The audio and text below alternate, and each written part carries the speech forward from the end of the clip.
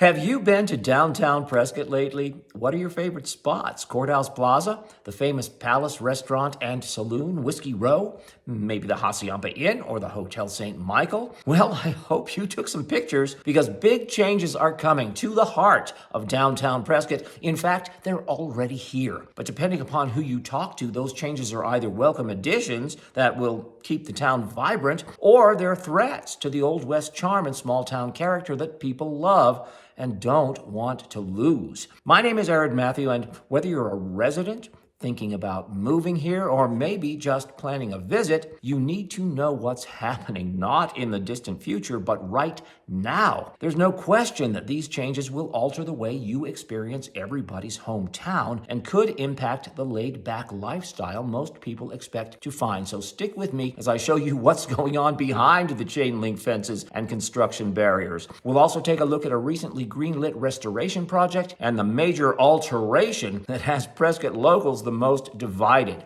So let's get started.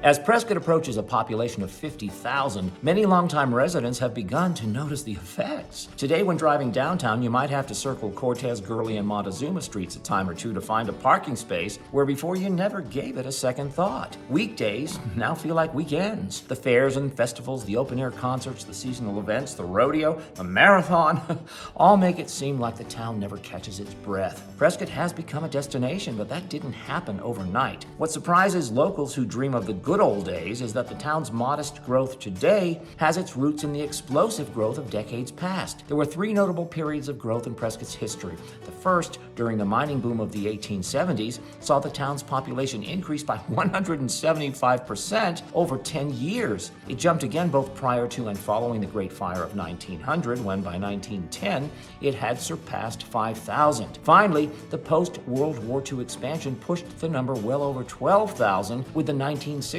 census showing a 90% increase. Today, in 2026, annual growth has settled to approximately 1.1%. But even though percentage-wise the overall rate seems to be slowing, Prescott still has added over 8,000 residents over the past 15 years.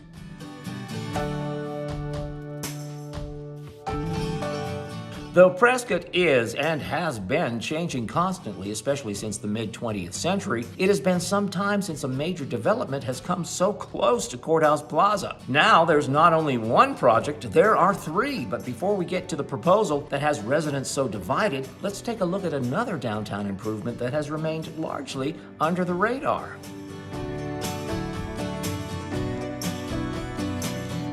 Since its opening in 2020, the Hilton Garden Inn has proved to be a popular addition to Prescott's visitor accommodations. The architects of the project paid close attention not only to the structure itself, but to the surrounding area. The developers were praised for incorporating the historic 1910 Santa Fe Railway Truss Bridge into the site plan. The restored bridge now functions as a scenic walkway from the hotel to the Sam Hill Warehouse Event Center. Adjacent to the hotel is Granite Creek Park, with a railroad-themed splash pad for the kids, and the City of Prescott's master plan includes additional parking, landscaping, and lighting. The newly resurfaced walkways tie into another recent improvement, the Granite Creek Trail, which is a creekside pathway featuring murals by local artists and connecting to the center of town. Now, this is one of those projects that is a hidden gem for the city, but since it doesn't have high visibility, it doesn't get a lot of attention. So let's take a look at the major developments that not only have the most visibility, but will also have the greatest impact on historic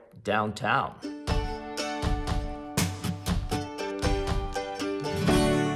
Following the demolition last year of Prescott's former City Hall building, a huge project, at least by Prescott standards, is now under construction on its site, right across from Courthouse Plaza. The Assembly at Old City Hall will be a 4-story mixed-use development slated to include a hotel, retail, and restaurant space. Originally designed to be quite modern in appearance, the project was reimagined to better complement Prescott's historic buildings, with its facade echoing that of the Hotel St. Michael. The project, of course, was hotly debated, as they all are. Some residents are excited to see downtown becoming more of an experience and not just a historic site to visit. Others see the large-scale development as a sign that Prescott is losing its small-town charm.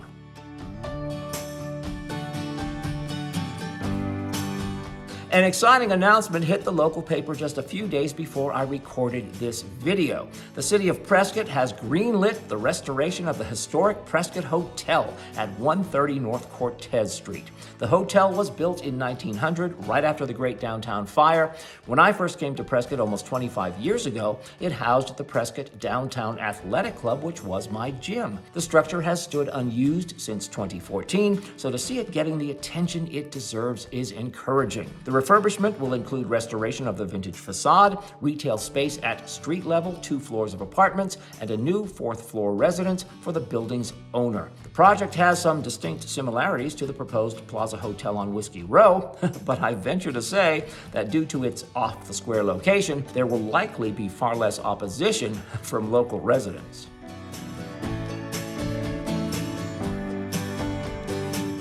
Now, on to the downtown project that has so many locals up in arms. Just last week, the Prescott City Council approved the water allocation for Prescott's most controversial project, the Plaza Hotel on Whiskey Row. This was the final hurdle the owner and developer needed to overcome, with the possible exception of a lawsuit filed against the city by the operators of the Hotel St. Michael. But that's another video. The debate over the hotel's construction has gone on for years, with the Prescott Preservation Commission repeatedly recommending the project be denied. The city council, however, found that the developer's proposal met every single preservation standard and so voted to reverse the commission's recommendation. Local residents are afraid not only that the 4-story structure will be out of place on the row, but historic buildings will need to be demolished in order to build it. That raises emotions and makes a great talking point, but in truth, the structure currently on the site dates only to the 1960s and has no historic status. So what do you think? Should the owner be able to do what he wants with his property? Should the fact that some people just don't like the idea be sufficient reason to deny it? Is the call for historic preservation really just resistance to change? It's an emotional topic. Let me know your take in the comments.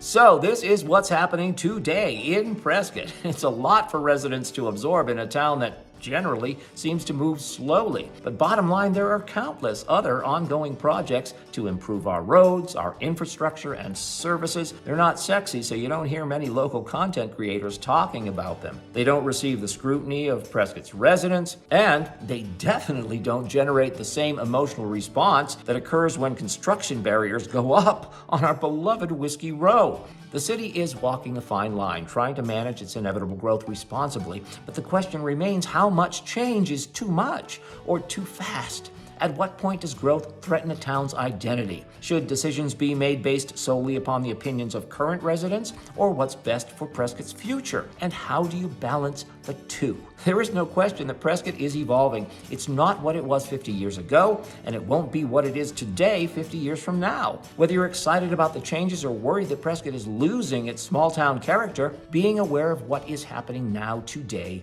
can help you make the right decision if you're considering Prescott as your future home. And whether you're looking for a builder offering incentives for new construction, or would rather find an established neighborhood that still feels like Prescott, don't hesitate to reach out. I'd be happy to help.